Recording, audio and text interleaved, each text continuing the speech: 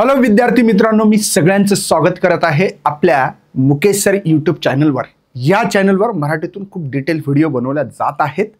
पण आज तुमचं चौथं लेक्चर आहे आणि या लेक्चरमध्ये 8.4 जर तुमचं टेक्स्टबुकचं जर पेज नंबर चेक करत असाल, टेक्स्टबुक असताना महाराष्ट्र बोर्डाचा, तर 191 या पेज नंबरवर या। हे तुम्हाला पॉइंट दिसेल, electric potential due to the point charge dipole and system of charges, असं तुम्हाला पॉइंट दिसेल। हा पॉइंट आज आपण खूप जबरदस्त डिस्कशन्स करणार आहोत। पण याआधी जर तुम्ही या चॅनलवर नवीन असाल तर चॅनलला फॉलो करायचं विसरू नका, लाईक करा व्हिडिओला, कारण की तुमच्या लाईकमुळे एनर्जी येतो आणि आम्ही मराठीत खूप जबरदस्त व्हिडिओ बनवण्याचा मानस ठेवलेला आहे। बघू सपोर्ट किती भेटते भाऊ। चला, आज आपल्याला शिकायचं काय, इलेक्ट्रिक पोटेन्शियल काढायचं आहे। म्हणजे मला असं सांगायचं आहे की एक चार्ज आहे कुठेतरी असा, आणि या चार्जला मला इथून ए पर्यंत जर आणलं तर किती पोटेन्शियल असेल, electric potential due to the point चार्जमुळे किती पोटेन्शियल असेल, असा हा माझा प्रश्न आहे। बघा पुन्हा एकदा वाचतोय, derive the expression for electric potential due to the point charge. Electric potential किती आहे ते पोटेन्शियल काढायचं त्या चार्जकडे। जसं मुकेश सर आले, मुकेश सरचं एक पोटेन्शियल आहे भाऊ, आहे ना तुमच्यासमोर, तसं तुमचं पण एक पोटेन्शियल असेल। तर बघा हिच्यात खूप काही थेरी लिहायची का, तर असं बिलकुल नाही आहे। डायग्राम आणि एक्सप्लेनेशनला अर्धा मार्क आहे, म्हणजे खूप काही लिहित बसायचं नाही। ज्याची फेकॉलॉजी चांगली त्याचा कॉन्सेप्ट चांगला असू शकतो। बघा काय लिहायचंय, show the point charge Q कुठे दिसते, हे लोकेटेड ॲट ओ आहे ना। We need to determine the potential at point A, distance आज फ्रॉम इट, म्हणजे या क्यू कडे पोटेन्शियल आर या ठिकाणी, म्हणजे ए या पोझिशनला किती आहे त्याचं पोटेन्शियल, हे मला चेक करायचं आहे। ठीक आहे, at the distance from it the electric potential at point A is amount of work done per unit positive charge. बघा महत्वाचं, positive charge displace from infinity two point A, म्हणजे जर इन्फिनिटीवरून ए या पोझिशनला जर तुमचं चार्ज आणलं तर क्यू या चार्जची किती पोटेन्शियल आहे या पोझिशनला, ए या पोझिशनला, ते आपल्याला काढायचं आहे। हे तुम्ही तुमच्या मनाने लिहू शकता, है ना। वर्क डन हे पाथवर डिपेंड नसतं, अंतरावर आहे बघा, independent of the path. Choose the convenient path along the line of O A to infinity, म्हणजे इन्फिनिटीवरून ए या पोझिशनवर चार्ज आणायचा, इन्फिनिटीवरून ए या ठिकाणी चार्ज आणायचा आपल्याला। बघा ठीक आहे, तर एक इंटरमिडिएट पॉईंट बघितला आपण, यम वरून एन वर आलो, छोटंसं डिस्प्लेसमेंट घेऊ आणि समोर समोर जाऊ। ही डायग्राम मला वाटतं मी स्वतः जर ड्रॉ केली तर आणखीन चांगलं होईल। बघा ही जी डायग्राम होती आत्ताची, ती डायग्राम ड्रॉ करतोय, दिसत असेल कदाचित। इथे क्यू चार्ज आहे ओ या पोझिशनला, मी म्हटलं तर ए या ठिकाणी चार्ज आणायचा आपल्याला, आणि ए आणला तर तिथला अंतर आर घेतलं होतं आपण, हे ए पोझिशन घेतला, आणि इंटरमिडिएट घ्यायचं आहे म्हणून इथं यम आणि यन यांचं जे अंतर आहे त्याला आपण डीएक्स म्हणलं, त्याला काय म्हणलं आपण, डीएक्स म्हणलं।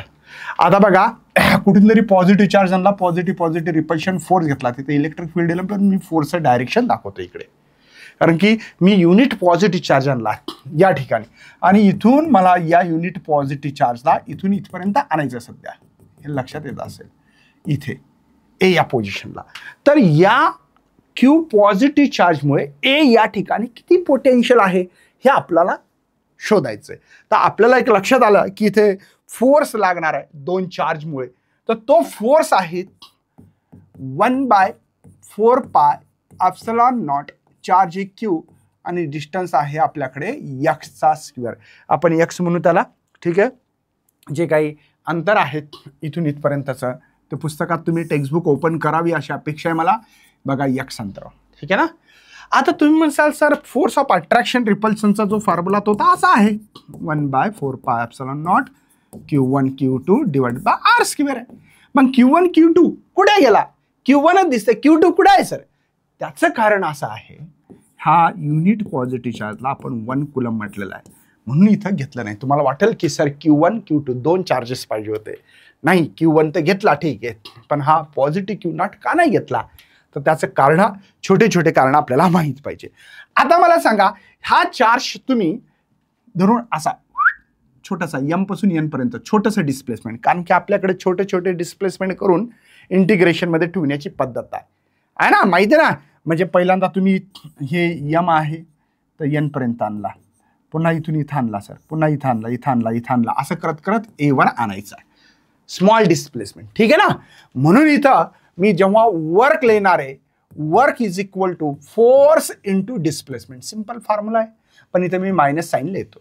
सगळ्यांना कळत असेल की ह्या पॉझिटिव्ह चार्जमुळे फोर्सचं डायरेक्शन बघा इकडे आहे, म्हणजे माझ्या राईट साईडला आहे हा हाताचा, आणि मी डिस्प्लेसमेंट इकडे करतो बघा, डीएक्सचं डिस्प्लेसमेंट लेफ्ट साईडला आहे, माझा फोर्स इकडे लागतो, एक्झर्टेड होत आहे, म्हणून इथे मायनसची साईन ठेवलेली आहे. कदाचित हे सगळ्यांना चांगल्यापैकी कळालं असेल अशी अपेक्षा व्यक्त करतो आणि समोर जातो. बघा मला वर्क डन काढायचंय, हां सर, आणि म्हणूनच मी minus F into D X ठेवतो है ना. इन्फिनिटीवरून आणला तर आर अंतरापर्यंत आणलेला हा चार्ज आहे म्हणून असं दिलं. सर कुठून चार्ज आणला तुम्ही? तर एम पासून एन पर्यंत म्हणला. हे तर मी स्मॉल डिस्प्लेसमेंट दाखवण्यासाठी, पण मला चार्ज आणायचा कुठून? इन्फिनिटी, कुठेतरी दूर चार्ज आहे आणि त्याला ए या ठिकाणी आणायचं. दूर म्हणजे कुठं सर? इन्फिनिटीवर. आणायचं कुठं? एचं अंतर किती? आर. कळालं का? हे आहे इन्फिनिटी पासून ते आर पर्यंत आणायचं आहे. बरं, एफ ची व्हॅल्यू मला माहिती आहे, याचं वर्क डनला डब्ल्यू म्हणून, याचं इंटिग्रेशन इथे आपण मायनस इन्फिनिटी आठवलं तरी चालते. फोर्सचा फॉर्म्युला आहे माझ्याकडे 1/4 पाय एप्सिलॉन नॉट. नीट बघा, Q divided by X square, हे झाला फोर्स आणि हा झाला तुमचा डी एक्स. कळतंय? तर work done is equal to बघा, मीला असं वाटते minus Q divide by 4 pi epsilon not बाहेर काढू आपण. कॉन्स्टंट टर्म ही इंटिग्रेशनमध्ये आपल्याला ठेवायचं इन्फिनिटी टू आर. ह्या एक्स जर वर गेला तर मायनस होत असतो, याला डी एक्स म्हणा. समजलं? x⁻² होता, वर गेल्यामुळे मायनस झाला, म्हणून इथं work done is equal to, नीट लक्ष द्या, ठीक आहे, हा जशाला तसं लिहायचं. याचं इंटिग्रेशन आहे x⁻⁻1 डिवाइड बाय -1 असं लिहू शकता. हायर लिमिट इन्फिनिटी हे लोअर लिमिट आहे. ठीक आहे, ओके. मला वाटतं सगळ्यांना कळत असेल, मला समोर जायला काही हरकत नाही आहे. ठीक आहे. तर work done is equal to, नीट लक्षात घ्या, याला मला असं पण लिहिता येतं, मायनस, हा मायनस दिसतो खालचा, हा मायनस मायनस मायनस प्लस होतो, म्हणून 1/4 पाय एप्सिलॉन नॉट. नीट लक्षात घ्या इथे क्यू. आता माझ्याकडे जो एक्स आहे त्याचा पॉवर 1 आहे, म्हणून मी असं लिहू शकतो. हे लक्षात येत असेल अशी अपेक्षा आहे. बघा, हे जे आहे हा मायनस मायनस प्लस झाला, म्हणजे x⁻⁻1 आणि हा 1, याला मला असं लिहिता येतं 1/x⁻1. x⁻1 लिहायची गरज नसते, कोणत्याही संख्येचा पॉवर 1 असतो. ठीक आहे. Work done is equal to, नीट लक्ष द्या, आता फायनलवर आलो आपण. आता 1/4 pi epsilon not Q, higher limit minus lower limit. लक्षात येते का? हे बघा, 1/x ची हायर व्हॅल्यू ठेवायची, मायनस करून लोअर व्हॅल्यू, म्हणजे x ची व्हॅल्यू एकदा आर आहे, एकदा इन्फिनिटी आहे. ठीक आहे. Work done is equal to, आता लिहितो मस्तपैकी रपचिक बघा, 1/4 pi epsilon not Q by R. 1/∞ 0 असतं, हे सगळ्यांना माहिती असलं पाहिजे, याच्यावर जास्त चर्चा करायचं कामच नको आहे ना. समजता? पण आपल्याकडे पोटेन्शियलचा फॉर्म्युला आहे sir, work upon unit positive charge. कोणता चार्ज आणला मी? वर्क कोणावर करायला? या युनिट पॉझिटिव्ह चार्जवर. वर्क हिच्यावर करायलो का? नाही, हा चार्ज जो रेस्ट आहे आपल्या जागेवर आहे. वर्क म्हणजे काय है ना? वर्क म्हणजे काय? पोटेन्शियल इंटू चार्ज, म्हणजे तो चार्जला डिस्प्लेसमेंट केलं. कोणता चार्जचं डिस्प्लेसमेंट केलं? युनिट पॉझिटिव्ह चार्जचं. पण युनिट पॉझिटिव्ह चार्जची 1 व्हॅल्यू आहे, म्हणून therefore V is equal to W वापरू शकतो मी. V is equal to W, म्हणजेच Vच्या Wच्या जागी V वापरलं मी. V is the electric potential आहे, 1/4 pi epsilon Q upon R. हे तुमचं पोटेन्शियलचा डेरिव्हेशन्स आहे. कदाचित तुम्हाला पोटेन्शियल एनर्जीचं आणि हे डेरिव्हेशन जवळपास तुम्ही याच्या आधीचा जर व्हिडिओ बघितला असेल तर तुम्हाला सारखा दिसत असेल, तुम्हाला वाटत असेल की मी सारखं करतो का काय. ठीक आहे, कळालं? ओके. मला असं वाटतं की हे डेरिव्हेशन्स आहे. या डेरिव्हेशनमध्ये तुम्हाला खूप काही लिहायची गरज नसतं. काही मुलं जे खूप घाबरतात, याच्यामध्ये डायग्राम, ठीक आहे, आणि एक्सप्लेनेशन असे दोघांचे मिळून यात अर्धा मार्क आहे, लक्षात राहू द्या. तुम्ही इथे फोर्सचा फॉर्म्युला लिहिला अर्धा मार्क, वर्कचा फॉर्म्युला लिहिला म्हणून अर्धा मार्क, थेडे 1.5 मार्क झाला तुमचा. तुम्हाला कदाचित हे कळत असेल. ठीक आहे, तुम्ही या ठिकाणी व्हॅल्यू पुटअप करून बाहेर काढली, झाले 2 मार्क. ठीक आहे, या ठिकाणचे कॅल्क्युलेशन जे केलंय तुम्ही हे अर्धा मार्क आणि हे अर्धा मार्क, असे 3 मार्कासाठी प्रश्न येऊ शकतो. केसेस विचारलं तर तो अर्धा मार्क इकडे जाऊ शकतो. डिस्ट्रीब्युशन मार्क्सचं कधी कमी जास्त होत असतं. क्वेश्चन किती मार्काला विचारला, प्रश्न किती मार्काला विचारला याच्यावर अवलंबून आहे. चला समोर चला. आता जर आर हा इन्फिनिटीवर असता तर, म्हणजे इन्फिनिटीवर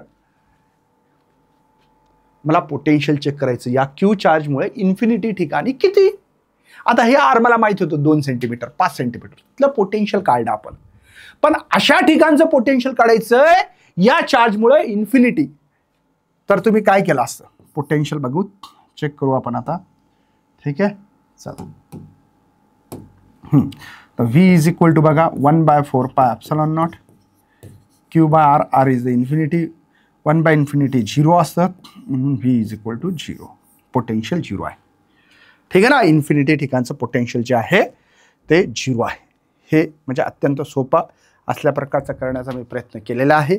जर तुम्हाला आता थोडक्यात लिहायचं असेल, लिहूनच बघायचं असेल तर इथं मी लिहिलेलं आहे, तुम्ही चेक करू शकता.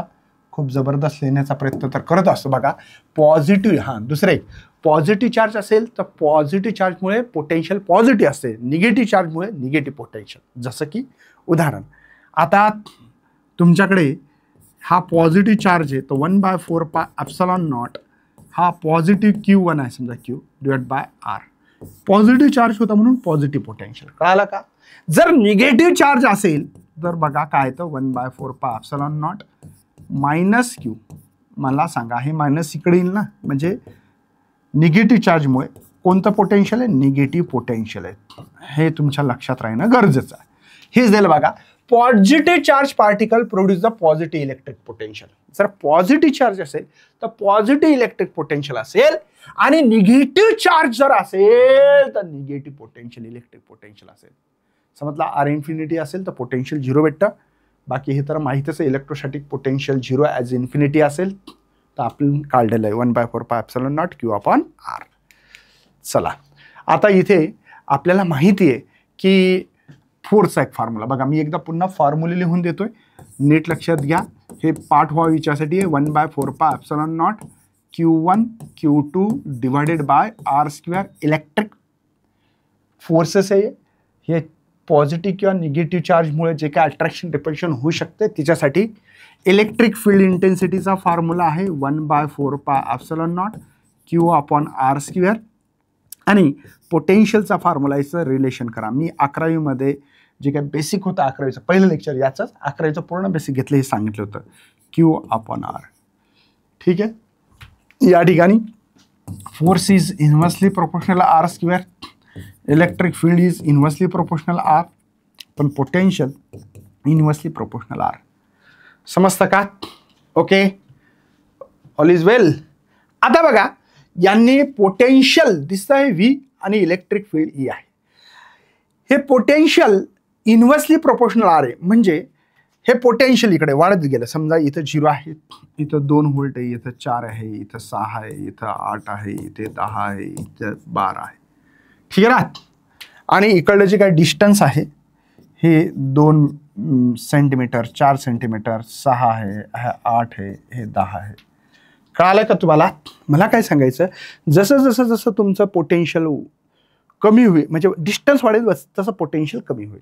आणि इलेक्ट्रिक फील्ड इन्व्हर्सली प्रोपोर्शनल आहे. एक असा पॉईंट असणार आहे यांचा, एका डिस्टन्सवर दोन्ही इलेक्ट्रिक पोटेन्शियल आणि इलेक्ट्रिक इंटेन्सिटी दोघं सेम असणार आहेत. व्हॅरिएशन ऑफ इलेक्ट्रिक आणि इलेक्ट्रिक पोटेन्शियलचं डिस्टन्सवर इन्व्हर्सली प्रोपोर्शनल, म्हणून हा ग्राफ खाली उतरला बघा असा. त्याला इन्व्हर्सली प्रोपोर्शनल म्हणतात, म्हणजे डिस्टन्स वाढणे, पोटेन्शियल कमी होणे.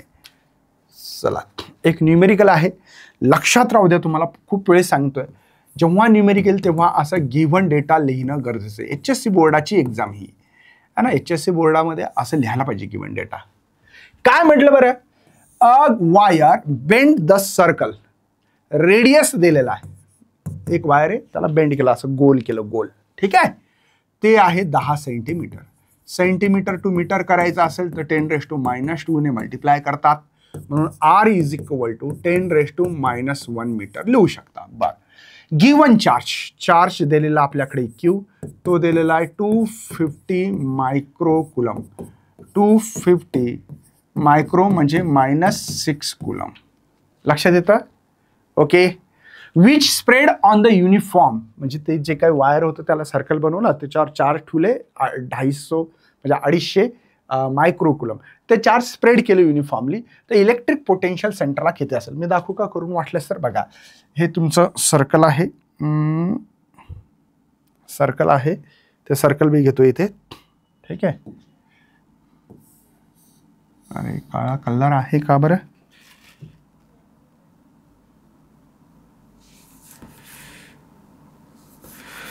कलर काळा येऊन राहिला त्यांचा. अच्छा, मला कलर पण सिलेक्ट करावा लागेल का? हां, हे बघा, एक वायर होता सरळ पहिल्यांदा, त्याला मी सर्कल बनवलं. ठीक आहे ना. पहिल्यांदा वायर कसा होता? हा असा होता, स्ट्रेट होता. बघा, वायर इज बेंड. हा वायर असा होता, त्याला मी बेंड केला. हा वायर असा होता पहिला. ठीक आहे ना. या वायरला मी बेंड केलं. बेंड केल्यामुळे काय झालं, इथे तुमच्या लक्षात आलं असेल आता की इथे युनिफॉर्मली कोणते चार्ज? Given charge. हा चार्ज आहे तो युनिफॉर्मली असा डिस्ट्रीब्यूट केला. ठीक आहे. हे स्पियर नाही आहे, हे सर्कल आहे. आणि याच्या सेंटरला हा जो O आहे, इथे किती पोटेन्शियल असेल या चार्जमुळे? हे काय स्पियर नाही, स्पियरच्या inside the electric field intensity 0 असते. हे आपण गॉस लॉच्या ऍप्लिकेशनमध्ये शिकलोय, हे विसरू नका. समजतं? चला, मग आता आपला उद्देश इलेक्ट्रिक पोटेन्शियल सेंटर O या ठिकाणी काढायची. चला काढून घेऊ आपण. तर आपल्याला पोटेन्शियल ॲट सेंटरला काढायची.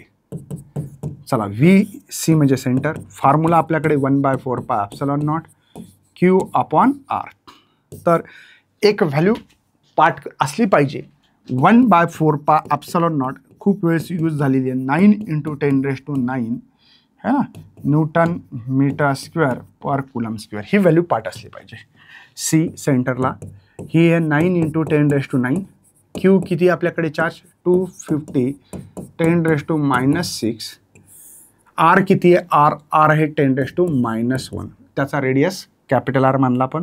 तर VC नीट लक्षात घ्या, 900 9×5 = 45, हातचे आले 4, हातचे आले 4, 9×2 = 18 आणि 22.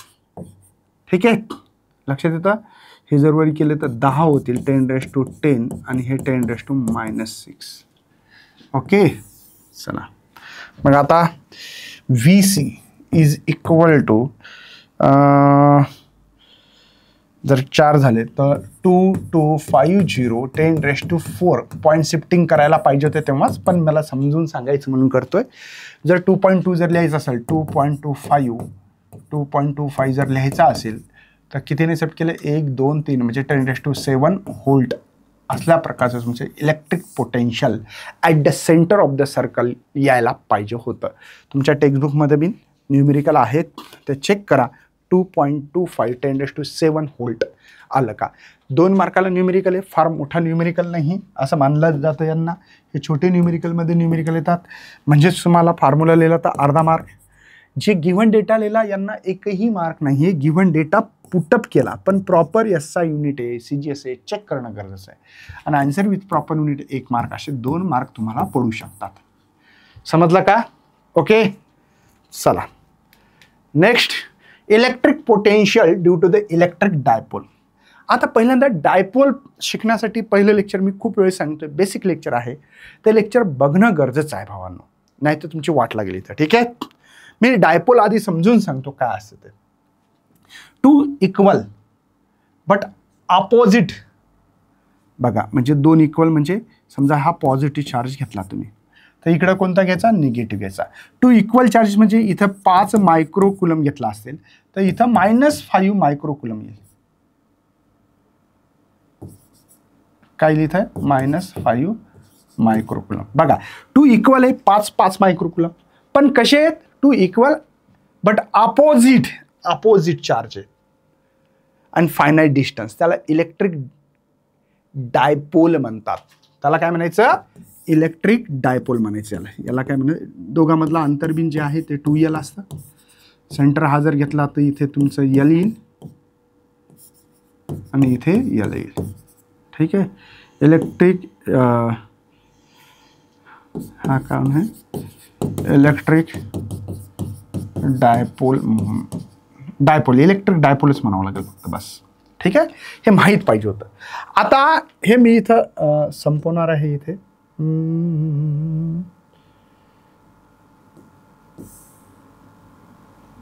अरे बापरे, काय झालं बाबा? डायरेक्ट कटच झालं काय?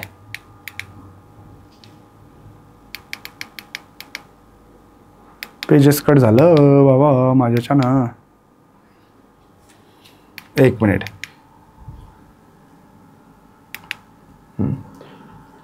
हां, काय झालं हे?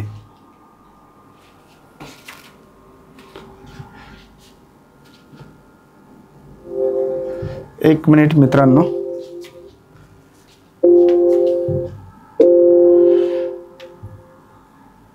ठीक आहे, चल काय हरकत नाही.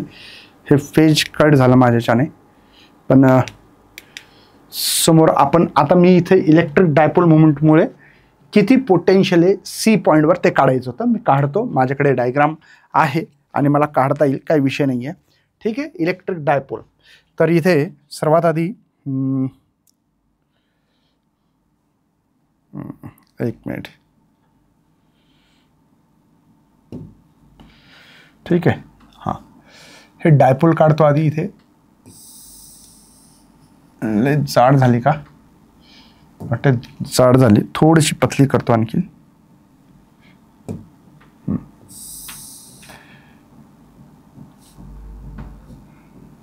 ठीक आहे. थोडीशी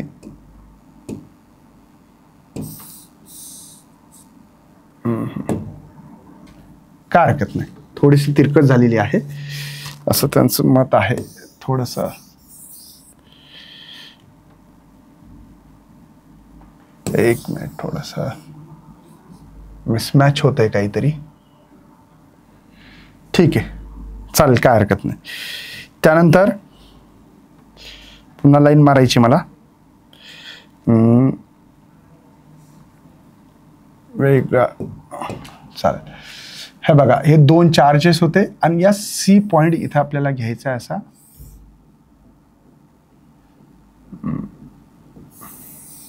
बस. ठीक आहे. आता या ठिकाणी दोन चार्जेस ठेवायचे आपल्याला. किती? दोन. एक पॉझिटिव्ह चार्ज आहे. ठीक आहे. आणि इकडे जो चार्ज आहे तो निगेटिव्ह चार्ज आहे. इकडे कोणता चार्ज आपल्याकडे? निगेटिव्ह चार्ज आहे. इकडे हा निगेटिव्ह चार्ज आहे. ठीक आहे. याला ए पोझिशन म्हणलंय आणि याला बी म्हणू आपण. ठीक आहे. दोन डायपोल आहेत, दोघांचं लक्षात आलं असेल तुम्हाला. आता आपल्याला हे जोडायचे. ठीक आहे. तर जोडताना व्हाईट कलर घेतोय मी.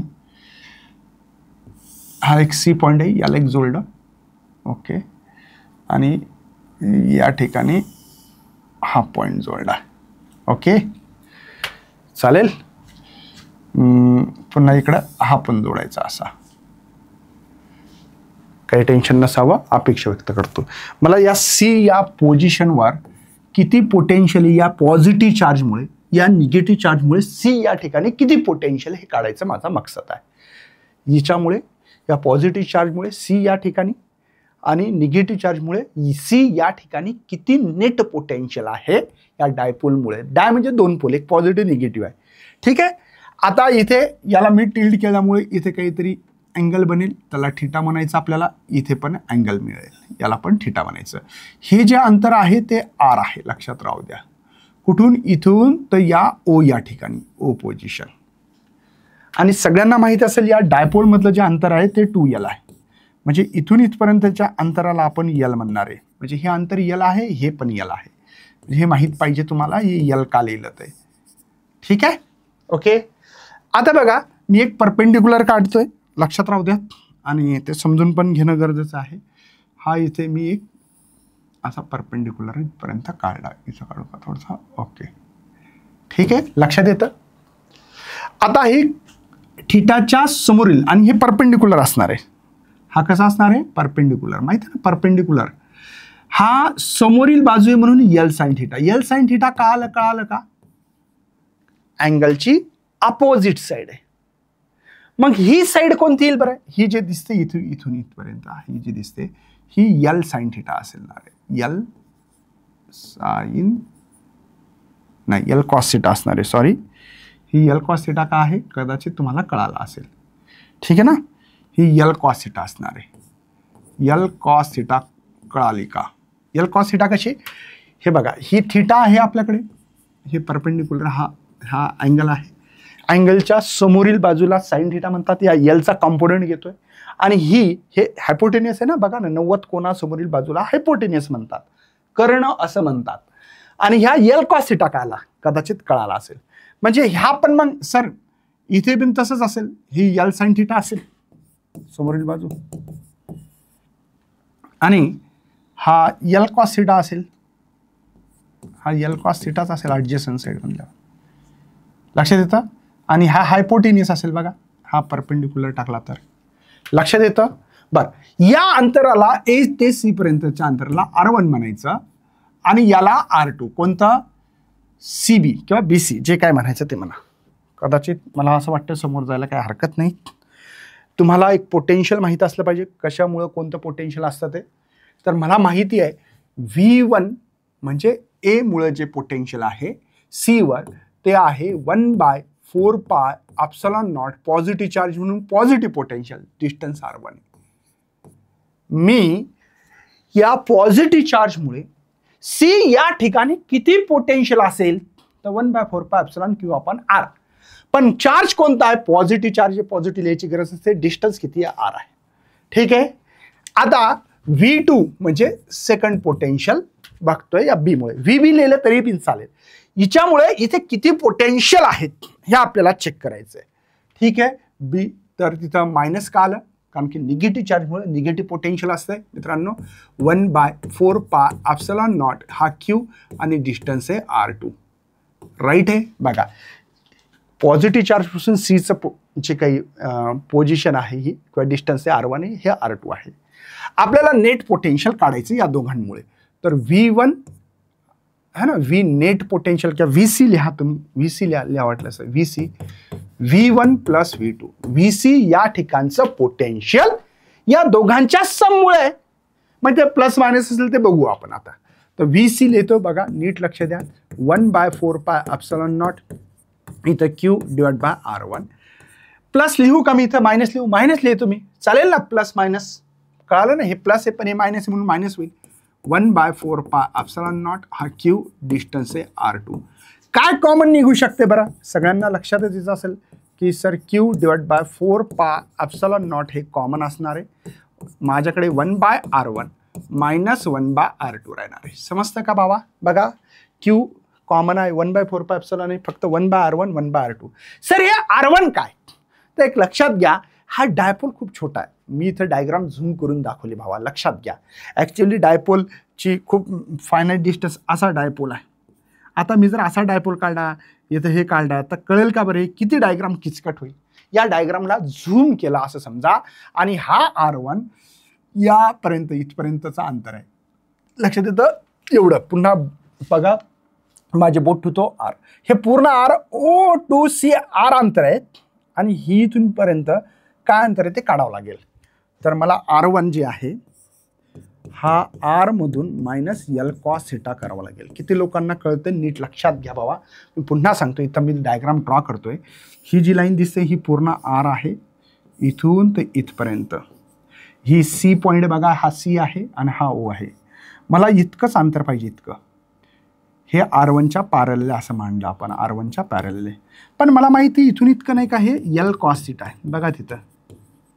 मला जर एवढं अंतर काढायचं असेल तर आर मधून एल कॉस थिटा मायनस करावं लागेल. सिंपल आहे. तसंच R2 जर काढायचं असेल तर R plus L cos theta काढावं लागेल. चला, हे R1 या अंतराला पॅरल आहे आणि R2 या अंतराला पॅरल बघा, या अंतराला. तर हे इथून इतकं अंतर आर आहे आणि इथून एल कॉस थिटा आहे, म्हणजे ऍड करावं लागेल ना. थोडंसं पुस्तकात नाही, पुस्तकाच्या अगेन्स्ट जाऊन मी शिकवतोय.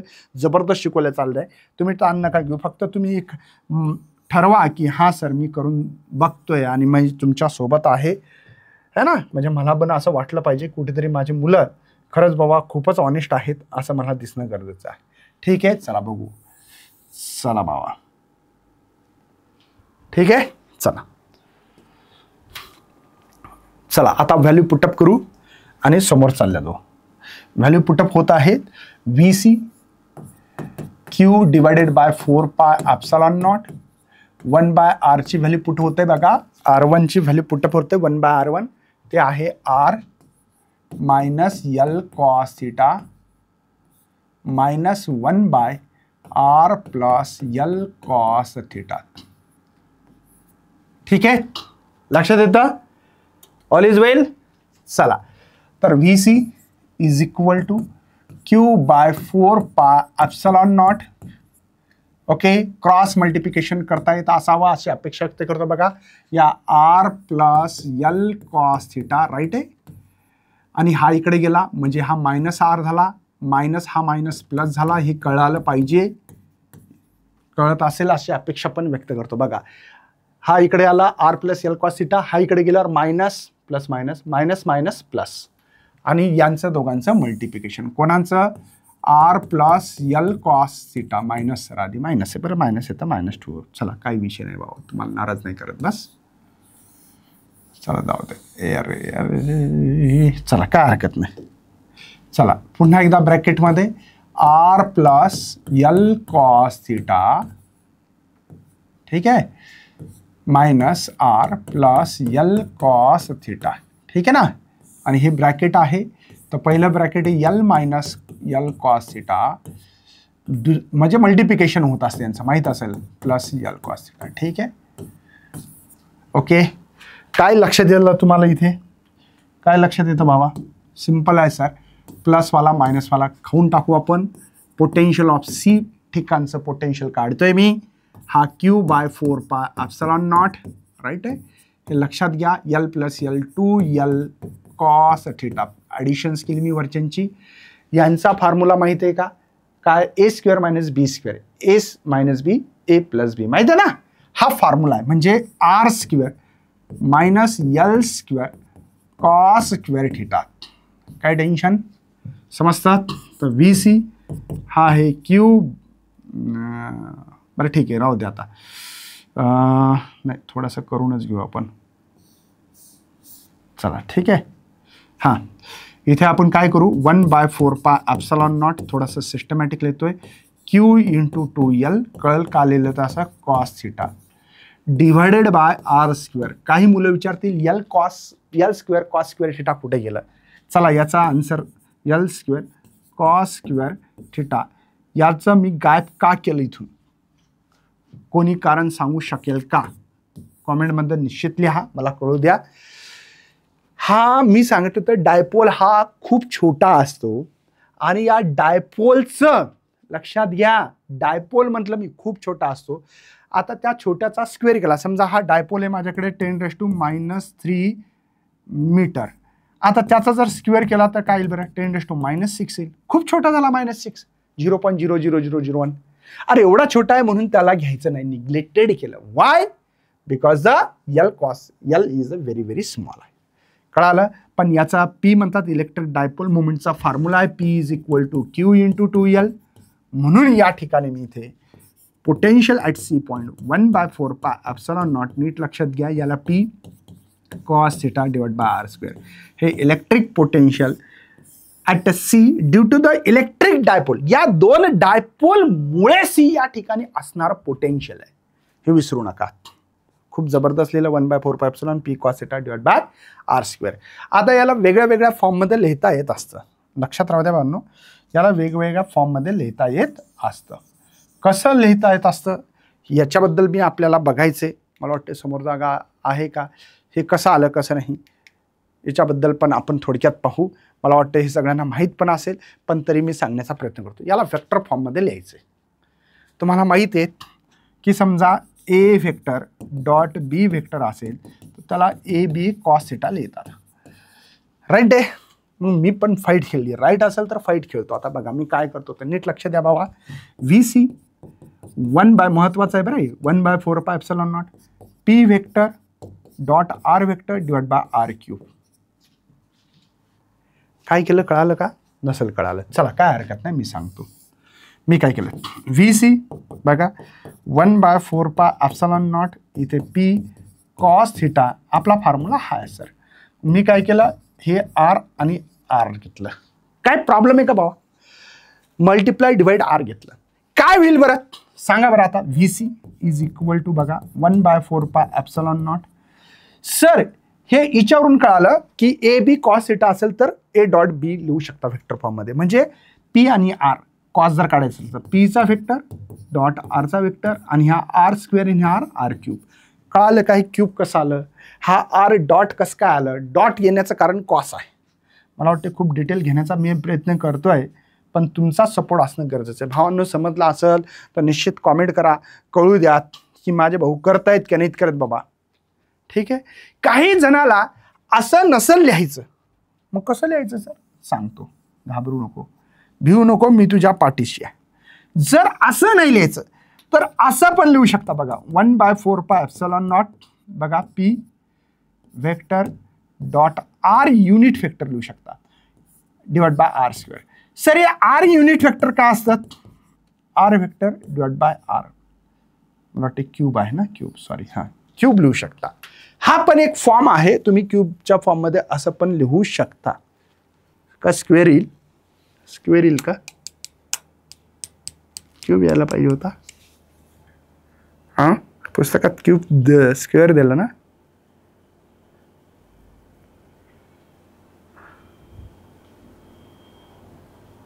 यस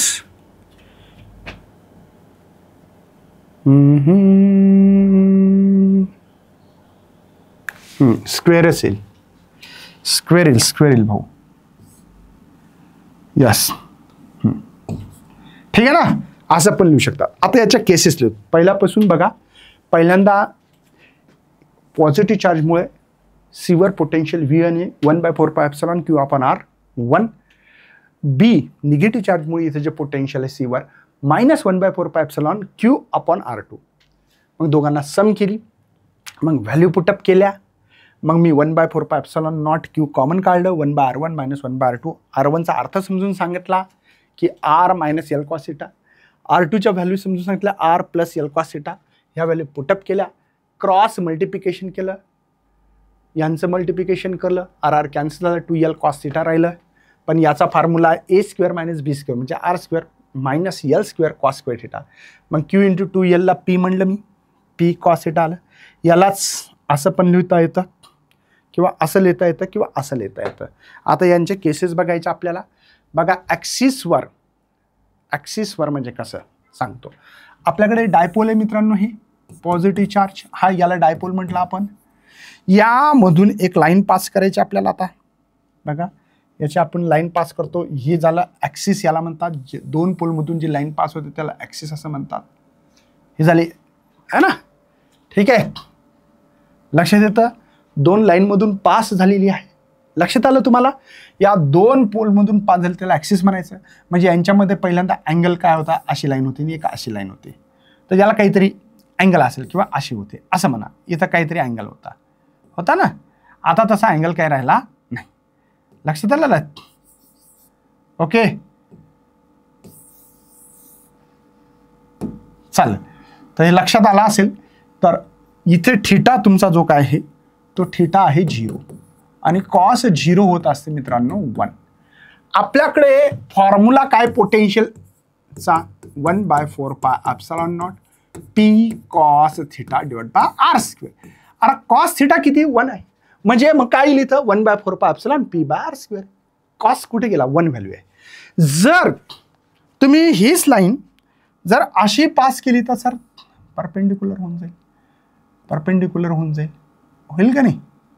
ओके, आता परपेंडिक्युलर झाली म्हणजे काय होणार आहे? 90. बघा, ही परपेंडिक्युलर झाली तर थिटा 90 आहे आणि कॉस 90 जे आहे ते 0 आहे मित्रांनो. म्हणून इथं electric potential is equal to 1/4 pi epsilon not है ना, ये पी कॉस 90 ठेवतो मी इथे डिवाइड बाय आर स्क्वेअर. आता मला सांगा 90 म्हणजे 0 म्हणजे v इज इक्वल टू 0, मल्टिप्लिकेशनमध्ये 0 येऊन जाईल ना. ओके, तर मला असं वाटते खूप डिटेलमध्ये घेण्याचा प्रयत्न करत आहे मी आणि तुम्ही पण एक न्यूमेरिकल सॉल्व करून बघायचे. सगळेजण एकदा या न्यूमेरिकलकडे बघा. बघा, शॉर्ट इलेक्ट्रिक डायपोल मोमेंट. पहिल्यांदा सर्वात आधी 3 क्वेश्चन आहेत, 3 मार्काला आहे क्वेश्चन. गिव्हन डेटा लिहायचं, विसरायचं नाही. समजतं का रे बावड्या? हां, बघा, गिव्हन डेटामध्ये इलेक्ट्रिक डायपोल म्हणजे P 1 × 10⁻⁻19 coulomb metre bar. Determine the electric potential of the dipole mid point distance. Distance दिलं r 0.3 मीटर किंवा 3 × 10⁻⁻1 एकच अर्थ आहे. Centre of the dipole situated. पहिला प्रश्न आहे number 1A on the axis line. Axis लाईनला व्ही ॲक्सिस असं लिहू का वाटलं असतं? आपण लास्टला बघितला ॲक्सिसचा फॉर्म्युला. ॲक्सिसमध्ये जे आहे formula 1/4 pi epsilon not P upon R square असा ठेवला. कॉस थिटा असतं पण कॉस थिटा ॲक्सिसला कॉस 0 येतं म्हणून तिथं ठेवत नाहीत. 1/4 पाय एप्सिलॉन नॉटची व्हॅल्यू मी काही मुलांना आठवत असेल तर 9 × 10⁻9 लिहिली होती. पी आहे 10⁻⁻9 direct divided by R square. आरची व्हॅल्यू आहे 3 × 10⁻1 चा स्क्वेअर. चला कॅल्क्युलेशन्स करून संपून टाकूत. व्ही ॲक्सिस इक्वल टू, बघा हा 9 × फक्त 9 राहील, कळलं ना. हा 10⁻+9 आहे, 10⁻⁻9 चालला गेला. स्क्वेअर करायचा 9 10⁻⁻2 स्क्वेअरिंग केली. बघा 3चा स्क्वेअर 9, 10⁻⁻1 चा पॉवर 2 आहे तर पॉवर सोबत मल्टिप्लिकेशन होतं. काय होईल भावांनो? हे चालले गेले, हे 10⁻2 वरी गेले म्हणजे ॲक्सिसवर जे पोटेन्शियल आहे 10⁻2 म्हणजे 100 व्होल्ट एवढं आहे. किती आहे? 100 व्होल्ट. हे झालं पहिलं उत्तर. सर चला आता आपण दुसरं काढू. आता आपल्याकडे बी हे झालं याचं उत्तर. आता ऑन द इक्वेटर लाईन बी म्हणलंय तर इक्वेटरला लक्षात राहू द्या. मी पुन्हा एकदा तुम्हाला सांगू इच्छितो 0 आहे. आत्ताच आपण एक केस बघितली, वाटल्यास मी तुम्हाला दाखवतो. तुम्हाला वाटेल की सर असंच बघा, equator potential at equator point theta 90 असतो म्हणून इथं 0. इथं कॅल्क्युलेशनची गरज नाही. समजलं? आणि थर्ड वन इज द सीचं जे एक्झाम्पल आहे ते आपण आता सॉल्व करू. ठीक आहे. सी मध्ये काय? On line making the angle 60 आहे म्हणजे थिटा आता काय करायचा 60. तर आपल्याकडे पोटेन्शियलचा खरा फॉर्म्युला होता 1/4 pi epsilon not sorry P cos theta है ना, P cos theta divided by R square. ठीक आहे. चला तो व्ही 1/4 पाय एप्सिलॉन 9 × 10⁻9. ठीक आहे. पी दिलेला आहे 10⁻⁻9. कॉस थिटाची व्हॅल्यू 60 आहे डिवायडेड बाय आर स्क्वेअर. आर स्क्वेअरची व्हॅल्यू आहे इथे 3 × 10⁻⁻1. ठीक आहे. आता ओरिजिनल माहिती 50 आहे. कशामुळं? फक्त कॉस 60 ॲड झालं या फॉर्म्युल्यामध्ये. कॉस 60 हाफ असते, मग 100 आलो तर 100च्या अर्थ 50 होतात. नाही येत, टेन्शन घेऊ नका, मी आहे. व्ही बघा इथे 9 राहिलं, राईट आहे. हा केला. कॉस 60ची व्हॅल्यू हाफ आहे, बरोबर आहे सर. आणि हे आहे 9 × 10⁻². लक्षात येतं ना, दोनदा मल्टिप्लिकेशनचं साईन झालं माझ्याकडनं. ओके, काय हरकत नाही. हे बघा हे 9. ओके, हा 9 होईल, स्क्वेअर येतं 10⁻² आहे आणि इकडं वाटलं असतं 1/2 सेपरेटली तो कॉस 60ची व्हॅल्यू लक्षात येईल. म्हणजे इथं 9 कॅन्सल, हा जर वर गेला तर 100 होईल 10⁻². तर 50 व्होल्ट होईल जर 60 अँगल असेल तर. बघा हे तुमचा इक्वे मायनस प्लस इथे 60 अँगल हा असेल तर ठीक आहे ना, हा अँगल थिटा 60 असेल तर. चला आपल्याला आता लास्टचा पार्ट आहे electrostatic potential due to the system charge. खूप मोठे सिस्टम चार्ज आहे तेव्हाची गोष्ट आहे बघू. आता बघा मी एक पॉईंट घेतला पी घेतला ठीक आहे ना, पी चार्ज. या ठिकाणी Q1 एक चार्ज घेतला R1 अंतरावर, तर हिच्यामुळे पी पोझिशनवर किती पोटेन्शियल आहे, कोणामुळे Q1 चार्जमुळे पी या ठिकाणी किती पोटेन्शियल आहे हे शोधायचं. बरं सर नेक्स्ट बघा Q2 हे R2 अंतर आहे, या Q2 मुळे पी या पोझिशनला किती पोटेन्शियल आहे. तसं Q3 आहे सर, या R3 अंतर आहे, या P वर किती पोटेन्शियल आहे. तसंच आपण काय घेतलं करत करत Qn Rn या ठिकाणी किती पोटेन्शियल म्हणजे Q1 मुळे P या पोझिशनवर किती पोटेन्शियल आहे शोधायचं. तर मी याला गायब करणार आहे ठीक आहे, हे गायब करणार आहे मी ठीक आहे, हे गायब करू आपण. चला आता आपल्याला इथं काढायचं आहे पोटेन्शियल. Q1 मुळे V1 पोटेन्शियल, Q2 मुळे V2 पोटेन्शियल, माहिती आहे ना. V1 पोटेन्शियल कोणामुळे हे, तर सर 1/4πε0 Q1 चार्जमुळे आहे ना R1 या ठिकाणी. समजला, 1/4πε0 Q1 अपॉन R1. चला नेक्स्ट आहे V2 मुळे पोटेन्शियल म्हणजे सेकंड चार्जमुळे किती पोटेन्शियल आहे सेकंड चार्जमुळे, तर ते असणार आहे सर 1/4πε0 Q2 हे R2. थर्ड चार्जमुळे दिसतं ना Q3, ते आहे 1/4πε0 Qn Rn. राईट आहे, नाही यंथ नाही आहे आणखीन, आपण थर्ड वरच आहे सध्या ठीक आहे ना, थर्ड वर आहे Q3 आणि R3. डॅश डॅश करून तुम्ही Vn यंथ पोटेन्शियल काढू शकता, असे यंथ चार्ज घेऊ शकता 1/4πε0 Q1 Rn. मला वाटतं आपण काय करू, सगळ्यांची सम करू net potential at the P point. Net potential पीवर किती आहे, तर V1 म्हणजे Q1 चार्जमुळे V1 पोटेन्शियल किती आहे, Q2 चार्जमुळे V2 पोटेन्शियल किती आहे, V3 किती आहे, डॅश डॅश डॅश डॅश असे किती Vn पर्यंत. तो बघा मला वाटते 1/4πε कॉमनच काढून टाकू, कशाला स्टेप वाढत बसू मी. प्रत्येकाकडे 1/4πε आहे. मग इथं राहिले काय Q1 R1, Q2 R2, Q3 R3 dash dash dash dash कुठपर्यंत Qn Rn पर्यंत. हे ज्या वेळेस असं सम असते मॅथमॅटिक्समध्ये एक टर्म्स आहे तुम्हाला माहिती असेल म्हणा है ना, समेशन. याच्यासाठी I = 1 to nth पर्यंत चार्जेस आहे ना, मग तुम्ही लिहू शकता QI RI. समजलं का, म्हणजे नेट पोटेन्शियल सिस्टम चार्जमुळे किती आहे हे काढण्याचा हा फॉर्म्युला आहे. मला वाटतं खूप चांगलं कळालं असेल अशी अपेक्षा व्यक्त करतो. कॉमेंट करा, खूप मोठमोठ्याने न्यूमेरिकल करू नका, साधे सिम्पल न्यूमेरिकल करा. मी न्यूमेरिकल तुम्हाला जसे जसे येतील तसं तसं तुम्ही समजून जायचं, हे शिकवत आहेत म्हणजे महत्त्वाचे आहेत काहीतरी, किंवा तिच्यावर न्यूमेरिकल येण्याची शक्यता सुद्धा आहे. चला भेटूया अशा सेशनमध्ये, तोपर्यंत बाय बाय, जय हिंद, जय भारत, जय महाराष्ट्र.